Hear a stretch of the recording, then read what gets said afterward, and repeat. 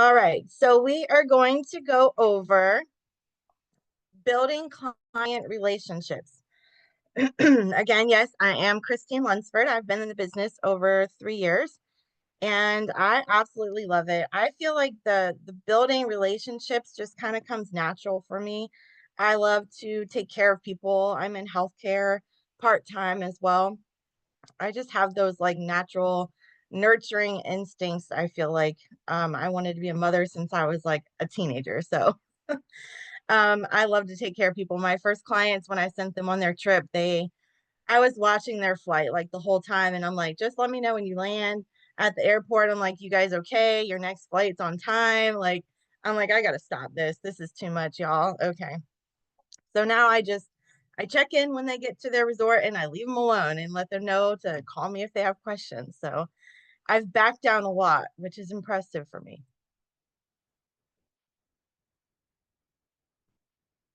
So why is it important to build your relationships? So you want to get to know your clients, right? You want to get to know what their idea of a vacation is, not your idea. So just because they say, I want to go on a beach vacation does not necessarily mean they want to go to Jamaica, right? They could want a different kind of secluded or tropical or non-tropical beach vacation, right? So we need to get to know them to find out where they want to go and why. Also, building a relationship is important so that you can understand their preferences and their wants and needs. I mean, this trip might be different than the next trip they want to go on, right? Also, it's to be quite honest with you, it's harder for them to ghost you once you build a relationship with them. And I know that some of the other seasoned agents will agree with me when I say I first started and we would message people on Facebook, somebody looking for a travel agent, somebody looking for recommendations, and you message them back. And probably 9 times out of 10, they're not going to message you again. That's the end of it because 100 other people message them the same thing, right? So we have to build a relationship with them over the phone. So it's important to don't go back and forth. You're wasting your time on Facebook Messenger. You're wasting your time on the comment section on somebody's Facebook post, right? What we teach you guys to do is get them on the phone. And even for an introvert like myself, I know how important it is to not waste time because my life is very busy. I have a lot going on. So if they don't want to get on the phone with me, then next, right? Somebody else will. And I will take their money. Okay, that's all.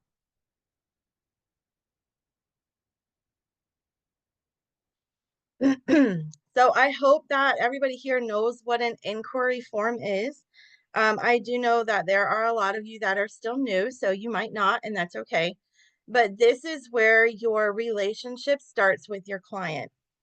So first, when you find your client, whether it's in person or on social media, or your friend referred them to you or whatnot, our very first step is to go over the inquiry form with them.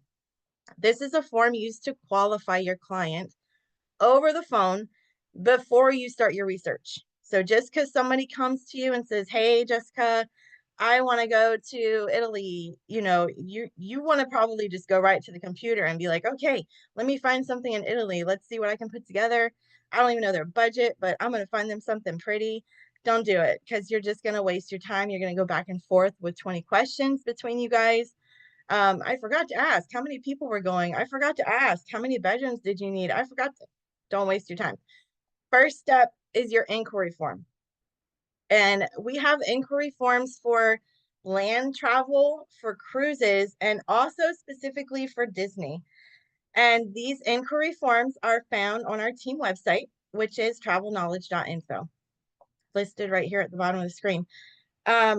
Kenya just updated our website, so I can't tell you exactly what tab it's under because I haven't been on it since she updated it, but they were pretty easy to find when I was on it.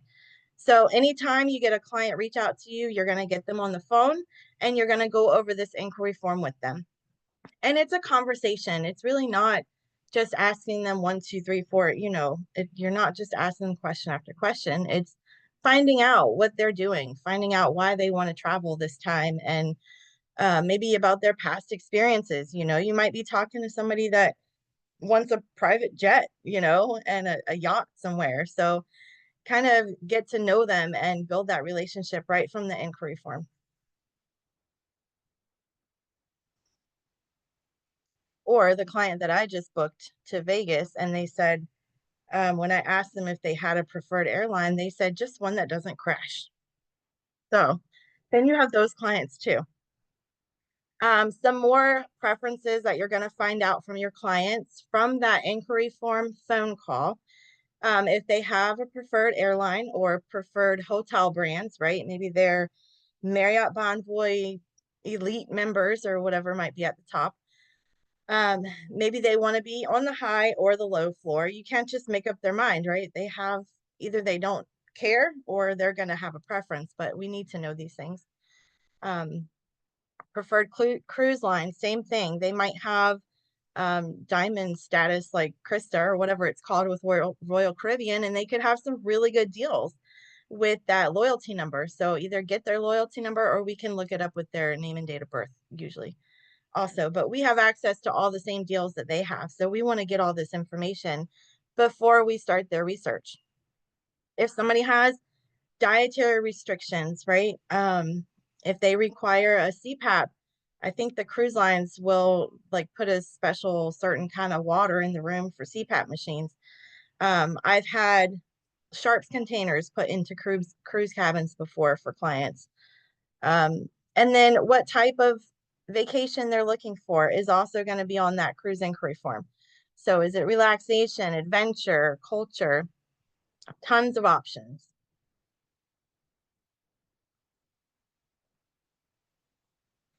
I am here to tell you to save your client's information. I just signed up for a CRM a couple months ago. Unfortunately, I haven't had a ton of time to figure it all out, but I have figured it out enough to say that I love it. And it's making my life a lot easier. But before I had that, see, the CRM will save all this information that you put in there. But before I had that, I have literally like an address book. I know it's on, yeah. I have an address book. I wrote all of my clients' information in here and their birth dates, right? Their address. If they change address, we probably need to find that out. Their anniversary. A lot of times people go on vacation for their anniversary. So without even telling them, write that down, right? Their children's names and dates of birth. If they have any favorite hobbies, like maybe you have a client that wants to golf around the world, or something like that. And then when you have your follow-up conversation about the vacation, you can write down also what they like and didn't like about their last trip so that you focus on those for their next trip, right? Either way, like or don't like.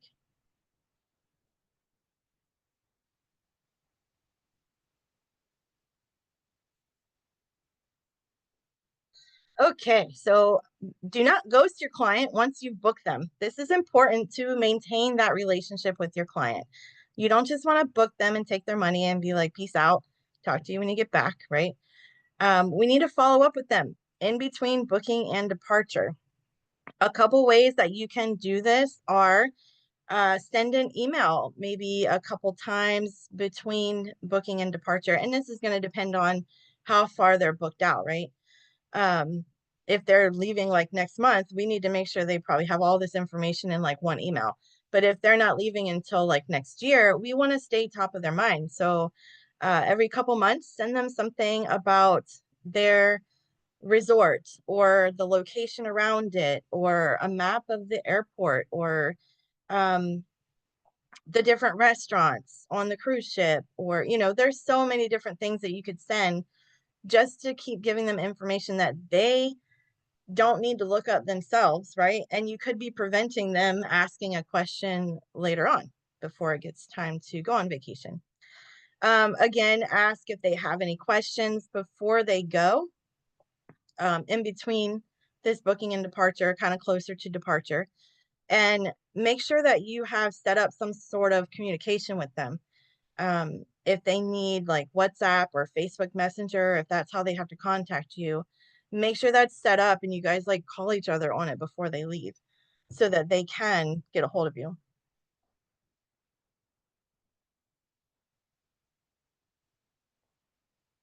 All right. So I also like to reach out to the hotel or resort about 5 to 10 days before travel. And this is, well, for one, to confirm all the reservations. So I don't care if it's like the Hilton up the street or if it's, 3-star hotel in Dubai. I don't care. Wherever it is, I still am going to call them because I'm being proactive in preventing problems. So we don't have to freak out, like Casey said, right? I'm going to call the resort or hotel and just confirm my client's reservations. I just did it for a client I booked for this weekend. I said, this is their first and last name. They are booked in this view room from this date to this date. They are two people, and they've said everything back to me. It's as simple as that. Confirming their transfers. I'll call the transfer company and just make sure it could be through Vax or Viator, but it'll give you the name of the company. Just Google it, look up the number. Um, Flights.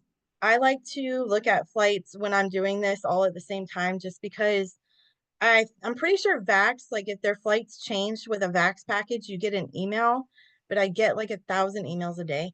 So if you guys happen to go into a reservation on Vax and the flights changed, there will be a pop-up that says your flight's changed. So you want to do that before they're getting ready to leave, right? Because if they need to change plans to catch their flights, then we need to be we need to be the one to relay that information to them with plenty of time to plan for it. Also confirming excursions and whatever else they might have, reservations at, dining somewhere, anything. I also like to check my clients into their flights. I do book a lot of domestic travel, so I haven't had a problem with that, but I don't believe that we can check them into their flights if it's international. Somebody can correct me if I'm wrong, but I've had 2 clients already go to Jamaica and I tried and they're like, no. They have to check in, I guess, at the airport or on their own. So anyway, for all the domestic travel, I've never had a problem telling my clients I'm going to check them in. Don't worry about it. It's just one less thing you have to do. It's super simple. You have their airline locator number. You go to whatever the airline is, like American Airlines is AA.com. You type in their record locator number, and then I think it asks for their last name. And that's it. It'll say check in. Super simple. It takes 5 minutes. I'll set my alarm 24 hours before their flight because usually it's like a 24-hour before they leave. And just get that taken care of. It's just the little things, right, that keep them coming back. This next one is something that I learned from one of our super big travel bookers somewhere on our team with Rising Tide. She's super awesome. If you ever see her do like a tips and tidbits training, definitely hop on. Jody Wariski. And this is send an email to the resort a week or 2 prior to client's arrival and ask them to send something to the room complimentary on your behalf in return for a positive trip advisor review. Or you can put notes in the comment section on Vax.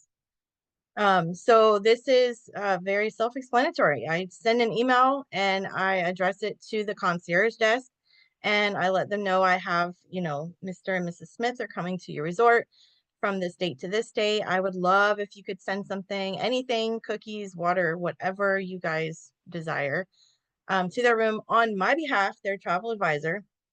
And in return, I'll put a link right in my follow-up email for a positive TripAdvisor review. And see, I use the keyword positive because I'm not going to tell them to leave a review if they told me they had an awful time. And then for VATs, like I have these clients that I just booked for Vegas. They're going there to get married. They're an older couple. So I put it in the comment section. I said the clients are coming there strictly to get married and would love for anything you could do special to their room. If it happens, we'll see. Remember, we are here to provide a service to our clients, not just book them and ghost them, right? Let me do a time check. Okay, I'm good. A couple more tips to get repeat clients. Send a small gift to your clients before their vacation. Now, mind you, when I first started, I didn't have the money to send gifts to all my clients, right? So book a couple clients, book a couple instant commissions, and then you'll have the funds to, spend a little bit of money. It's $5, $10. And it could be anything, literally luggage tags, ponchos, goodie bags with your branded items on it, maybe like matching cruise t-shirts, extra onboard credit, or you can even send items directly to their cruise cabin. You can have things DoorDash to their hotel.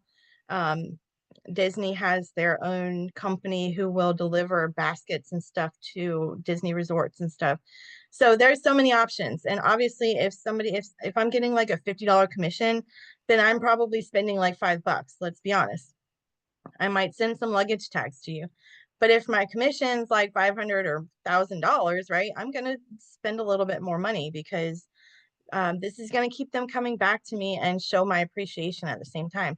And if it's something with my branding on it, guess what? It's free marketing or cheap marketing, I should say. Oh, and I know with Royal Caribbean, they give you a discount if you want to send things to your clients' cruise cabins. You can go onto the portal and send it straight to their cabin. And you can also send onboard credit as well. I think that they let you take it out of your commissions, if I'm not mistaken, but don't quote me on that. Capturing moments. So never be afraid to ask your clients for a review with photos. Photos make the world of a difference. Absolutely. Reviews are great. Obviously, I think businesses are based on reviews because people are going to find out more information about you if they don't know you before they use you. So I have a Google page with reviews on it, and some of them have photos, and they're just more eye-catching when there's photos of vacations on there, right? And then I also have a Facebook business page with a few reviews on it as well. So I will ask every single client that I book with me. I don't care if they're close to me or not. I'll ask them all to please leave a review with photos. And also have a conversation with your client about how their trip went and what they loved. I did not say what they didn't love. I said what they loved, right? This is fun. I usually wait until like the next day so they have time to get settled, get home, unpack, um, and then just call them real quick and make sure they had a good time, see if they had any follow-up questions and what was so awesome about their vacation. And then sending a handwritten thank you card, I think goes a long way. And you can get thank you cards from the dollar store. I don't even know how much stamps are anymore, but it's super cheap and it means a lot, right? So in conclusion, this is your business. You can take away whatever tips that help you and your clients the best. No two clients are going to be the same. They are not a one size fits all, right?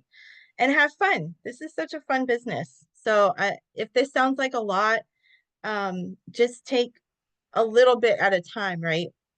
Take and spend $5 on your clients until you get comfortable and find out what it is that your clients like. And maybe if you sent them luggage tags the first time they went on the cruise, next time you send them like a surge protector outlet or something like that, so you know have fun with it. That's the end of my presentation. Thank you guys so much.